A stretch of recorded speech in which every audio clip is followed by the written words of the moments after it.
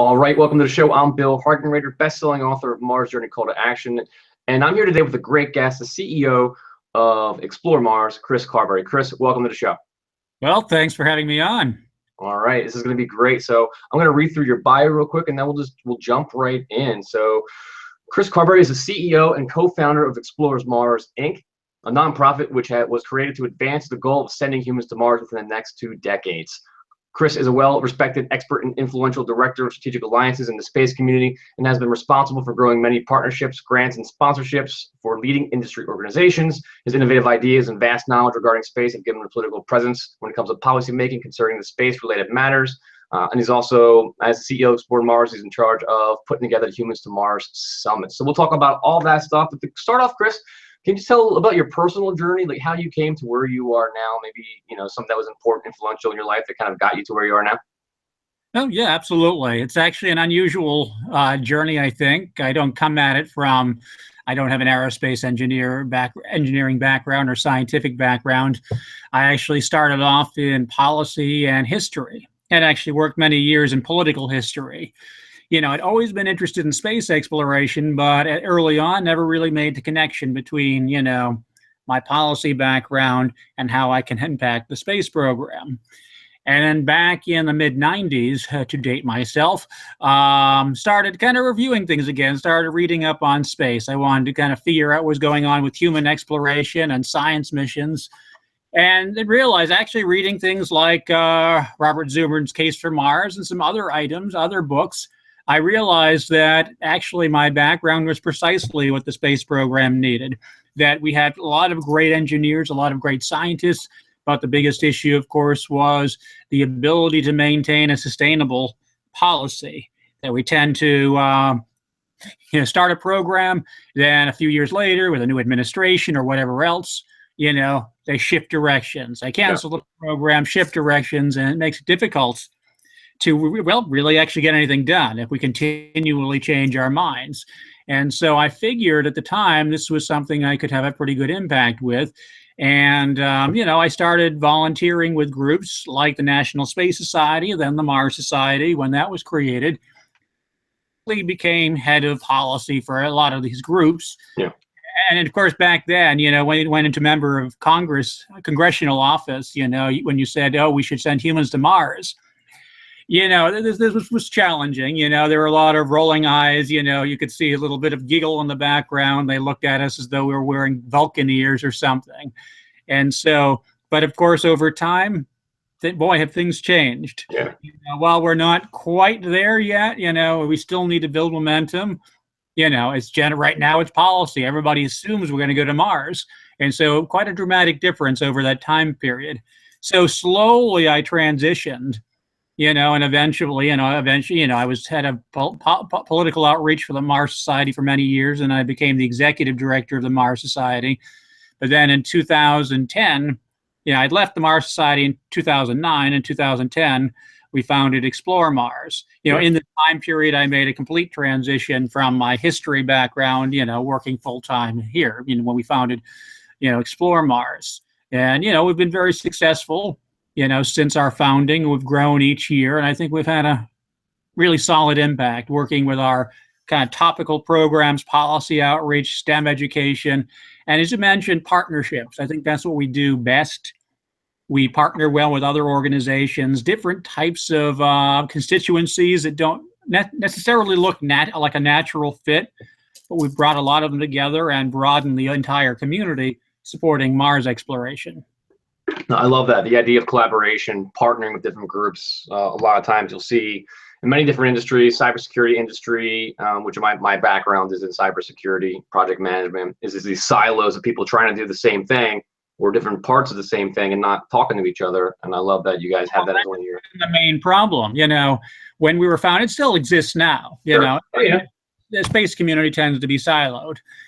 And so you have people that, frankly, we won't mention which building, one can hypothesize, people working in the same building, perhaps a few floors apart, who should have been talking years ago but never had. And so we connected them, people in science that don't know necessarily what's going on for concepts, with the Indian human spaceflight or engineering circles and vice versa, and other areas in technology. And so what we've tried to do a lot is trying to do better integration. Some things that NASA or industry can't do, we try to bring these different parts together. But even like with our first conference, which I know was some skepticism about it, the ISS and Mars conference. We had to pull literally a lot of folks in the Mars community and kicking and screaming. A lot of folks looked, including myself to some degree, looked at Mars as the biggest obstacle to getting, ISS, the biggest obstacle to getting to Mars. But we had a discussion amongst our board and decided, well, let's have a conference to see if, how can ISS be used to actually advance the goal, if at all, to Mars. Because frankly, we wanted to live in reality since, a lot of us would have preferred, not, going straight to Mars, but that didn't happen. ISS was there, it wasn't going away. So whining about it forever wasn't going to serve any purpose. So we figured, why don't we figure out how this can be used? And so we brought these communities together. Yet, even though literally there were some well-known people in the space Mars community that I had like 2-hour phone calls with, convincing them this is a good idea. And by the end, they were convinced. They wanted to find a way to work with these, with the ISS community and others to figure out how to utilize this facility to go to Mars. And it has had some impact, mostly in building the broader Mars community, and to some extent actually, better utilization of ISS, but they still have much more work to do on that. Regardless, this is the sort of thing we like to do, finding ways of building larger coalitions. And sometimes the groups you don't think are going to be supportive may end up being your biggest supporters. And so, that's what we've done over the last several years. Yeah. So I'm curious. You said we've shifted this view to assuming that we're going to Mars, and that's great. My expertise building up the I Love Mars community is pretty much the public, millions of people around the world that assume that we're going to go, that want to go. From your perspective, from inside government, from policymakers, or maybe people at NASA, how do you think that shift has occurred? Was there one moment? Was it obviously things built up over time? Just what are your thoughts? I think it was a multitude of things. Yeah. I think we saw some real change starting just 2 or 3 years ago. I think probably one of the initial moments of the Curiosity landing. I think NASA did a great job at actually building excitement, building hype, and actually by embracing the danger, as opposed to previous missions that they kind of try to gloss over how difficult this was. They embraced that with that 7 minutes of terror. And there were events all around the country. Actually, ExploreMars teamed with NASA to do certain events, our Get Curious campaign, and, try to build up excitement. And I think, there was some momentum building before. I think that actually started stimulating the interest, and over the last few years, I think it was a combination of things. I think we play a large role. I think groups like the Mars Society, others did. Congressional support built up. If you look at even back in like 2005, I think it was, with different authorization acts in Congress, you could see that there was an underlying support, but it's become more and more pronounced lately. With right now, there is strong congressional support. Recently, just back in December, the Senate passed a transition bill. They couldn't get to the House. There wasn't enough time to actually, that has the strongest Mars language ever put in legislation. It's the bill perfect? No, but it gives us a really strong message that we need to send humans to Mars. The year before that, the House did their own authorization bill, which actually didn't get done by the Senate. And but that also had very strong Mars language. Industry, has been showing a lot of support lately. It's not, of course, everybody's heard about SpaceX's plan, but it's not just SpaceX. Boeing, Lockheed, Aerojet, others are, have put together some pretty compelling plans for getting to Mars. So there's really high level between, all these companies. You can't show too many other goals in space where you have this level of support. And of course, Hollywood has jumped on the bandwagon. We've shown, so many different elements of, between government support, industry support, public support. It's there, and that just built over time. So I can't put my finger completely on what was the thing that really moved it forward. I know we played some role, but there were a lot of other players as well. It just kind of all swelled at the right time. So is that enough to make it happen? I have no idea. We'll see. You know, there's a lot of things up in the air right now. Everybody's speculating about where the incoming administration will focus regarding space exploration.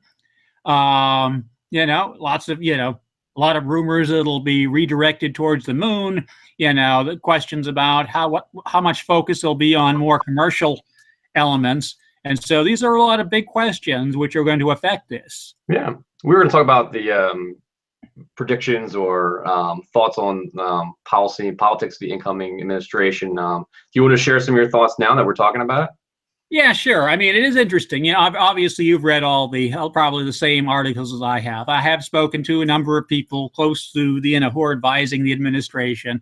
And, you know, one thing is clear, that it sounds like they want to do something interesting in space. You know, it looks like it's not like they're going to turn their back on space exploration, at least from what I've heard from, you know, reading the articles, but also speaking to quite a few people.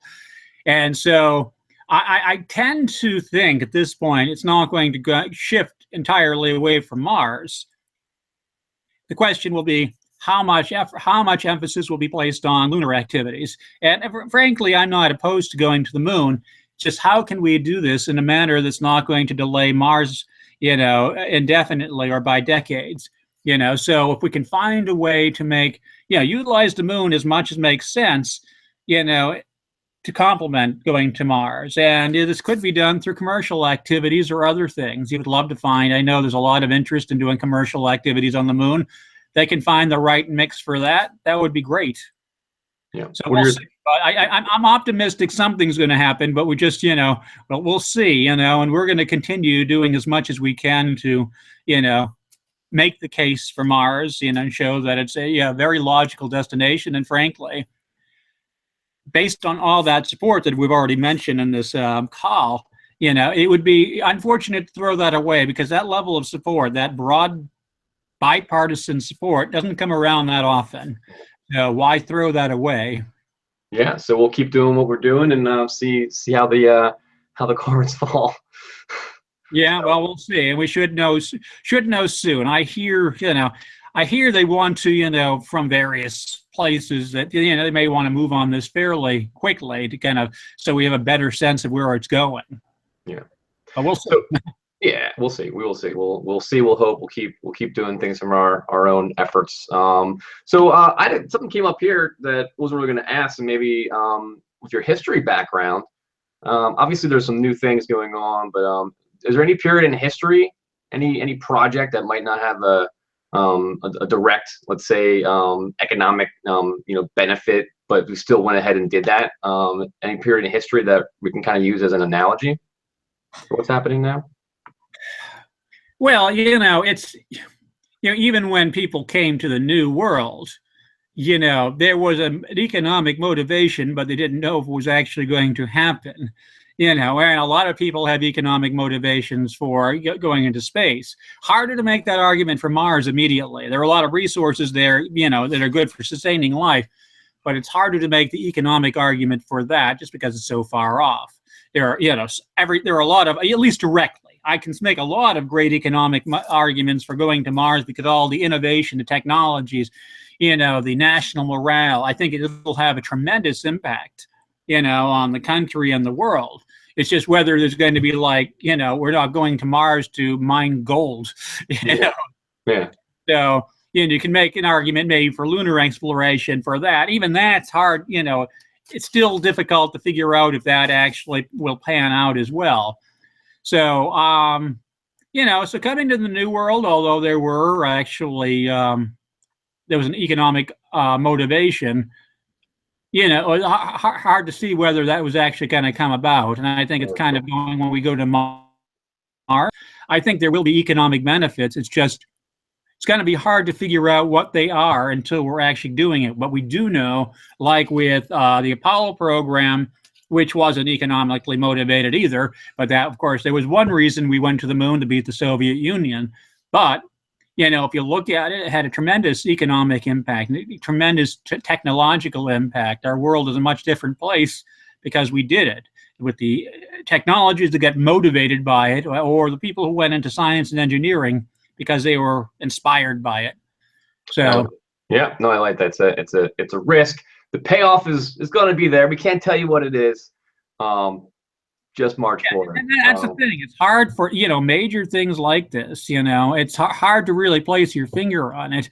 But, throughout history, it's always been beneficial. There have been negative things, actually, obviously with exploration around the world. But we also have learned from history. Will we make mistakes? Of course we will. But in the end, almost every time we do these things, it ends up with an economic benefit and other huge benefits to society. There we go. History lesson. Thank you. All right, so let's move on to the Humans to Mars Summit itself. How did you get started? And let's talk about the one that's coming up. Well, after the first Humans to Mars Summit was back in 2013. We had done a couple of ISS and Mars conferences, a lot of other activities. We wanted to build up basically, well, our organization, but our networks. We didn't want to, this was the conference I always wanted to do, but I didn't think we were in a position to do it when we were founded, because nothing worse than starting a group and having kind of a half, not a very effective conference right off. So we wanted to make sure to build up our contacts, our resources, our funding base, and then launch this conference. And so, we launched it then. Thought it was the right time. We'd seen enough, a large enough kind of coalition developing. All right, so 2013, we thought it was a good time to start. Then, we found it was very successful. It was a work in progress. It wasn't the most perfect conference, but I think it did. But right after that, it started a progression of events, of momentum. After the conference, people started mentioning to me, and this is at NASA and industry, why we seem to be finding that there is a growing agreement about the destination. We talked about going to sending humans to Mars for some time, but after this, a lot of discussions were taking place. And so we decided also to kind of start a series of workshops to, first up, bring stakeholders together and talk about, well, do we agree that Mars is the goal? And we realized it was. And can this be done affordably? And this whole process started swelling. It started growing. And it led to the next one where we would have, these intermediate workshops to kind of build on that, talk to the stakeholders, look at architectures, figure out if this is possible, where can we improve this? And that fed into the next one. So each year, Humans to Mars Summit, I think, is grown, but it's also become more effective because we've built of people from different areas. And so, last year we had, we had a lot, I forgot how many people, probably 650 or 750. We expect about 1,000 this upcoming year in a few months. But our online activities also been huge, with our webcast, between the live webcast and the recorded segments. We have, we had over 1 million views in the 2016 conference, between the different segments. And we're going to try to go for well north of that this year. And of course, very important time, May 9th through 11th. Perfect timing, as we're looking at where the next administration will start focusing. So we want to really talk about that, the benefits of Mars, but also look at, as we talked about, the impact on innovation in the country. We'll have a session called Cross-Sector Innovation, whereas looking at, this is not just talking about the fact that this isn't just the Boeings, the SpaceXs, the Lockheeds, et cetera. This is, will impact companies and projects around the country and the world, places you wouldn't even think about. And so how these different sectors can have a tremendous impact. We're also going to be looking at the impact on small business. If you look around the country, you wouldn't believe the number of small businesses that you never think about space exploration that are working on substantial stuff. And that kind of was spun off from a hearing that the House Small Business Committee did back in July, which gave me the idea. I testified on that and realized this would be an interesting topic for a panel as well, to really take a look at this. Because the moment I was, mentioned that I was on it, I got kind of download of all this information of all these small businesses from various entities sending me information. I realized this is really impressive information. I bet most people don't realize how how extensive the impact of the space program is, and how much even broader would be if we went to Mars. Yeah, so we'll be also continuing to look at Hollywood policy and international Mars missions and things like that, with really strong lineup of speakers, which will be growing and growing over the next few months. And so I think we're going to have the biggest one yet, the most impactful one. We expect at least 1,000 people on site, but we're going to try, to have, well, as I said, well north of 1 million people who tune into the main webcast or the recordings. And we hope to have that internationally, just people around the world watching. So that's great. I love the name, Humans to Mars. I mean, we talk about Mars exploration. That could be a number of different things. That could be sending rovers. That could be just checking out a satellite. Humans to Mars. It's very focused, and just really helps you focus in on what the goal is. So I'm excited for that. With I Love Mars Media, we're going to share the proceedings. And yeah, good luck on getting over 1 million again this year. Yeah, well, no, yeah, if you're publicizing it, we appreciate that. And we, frankly, we can provide, for people on your list, a discount code if you like. Okay. I'll be happy to send that to you. Well, why don't we just say it, since we're on the air? I can just make up the code, but it won't be active until like the next 24 to 48 hours. Well, why don't we just call I Love Mars? And if they just enter I Love Mars into the when registering under the discount code, they'll get a 15% registration discount. Awesome. I Love Mars as discount code. I'll get that out to my list. Yeah, that's great. 50%. Thanks, Chris. Yeah, appreciate that. Just make sure they're clear. Yeah. Yep, absolutely. So we're going to wrap things up in just a little bit now. Where can people find Explore Mars, Humans to Mars? I'm going to put all your links below, but what are the main sites? Yeah, Humans to Mars Summit would be at h2m.exploremars.org. And of course, Explore Mars would be at exploremars.org. All right, great. On the H2M site, there'll be a lot of updates over the next few weeks. We're going to put the initial agenda up, hopefully within 2 weeks. There'll be a lot of big additions for the speaker list over the next few weeks. And we're just trying to build up momentum. And as I said, with people there, but trying to build this international network of people watching. So, yeah. So, final thoughts. Anything else you want to share with our viewers, our listeners about Mars? I think just the fact that it's an interesting time frame. I think we're better prepared. We're in a better position now than we've ever been. Just between the politics, the momentum we've made in many sectors, over the next 1 to 2 presidential terms, we have the ability to see some huge progress towards this goal. Things we haven't seen in a long time, meaning what we've never seen for Mars. But it'll be stuff that we haven't seen since the Apollo days. And so, for the type of momentum forward, if we can keep on track. So I think, one of the things that people, your listeners, your viewers can do, obviously would love them to come to our conference or other related space conferences focusing on Mars. But also, it's a good time to reach out to their members of Congress, the administration, email them, tell them, about your support for Mars exploration, because those things do matter. Congress people do, look at the what issues are coming in via email, and they pay attention to that. Trust me, when I go to members of Congress, sometimes they'll mention, I rarely get an email saying we should go to Mars. Well, that needs to change. And despite that, there's a lot of support for it. But we want to make sure it's clear that the public supports it. And we did a poll last year, or we released the poll. We didn't actually do the poll, but we released the poll in May at our conference of last year that showed strong support around the country still. And it was like about 65% of people supported sending humans to Mars. And that's pretty good. Well, great. I appreciate that. We're going to wrap things up. Really appreciate your time, Chris. Thanks for joining us today. Oh, no problem. Thanks for having me on. Yeah, and for our audience, we have an action item this week. It's going to be email or call a member of Congress, your member of Congress, let them know that you support Mars and you think they should too. And if you do that, post a comment below and let us know that you did that. And we'll keep the momentum going in that direction.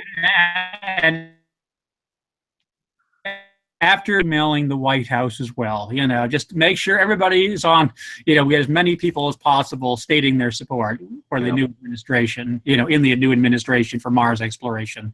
There we go. Perfect. All right. Well, if you enjoyed this, please give it a thumbs up, like it, give it 5 stars, subscribe to us for more, and we will see you on the next show. Thanks so much. Take care. Thank you.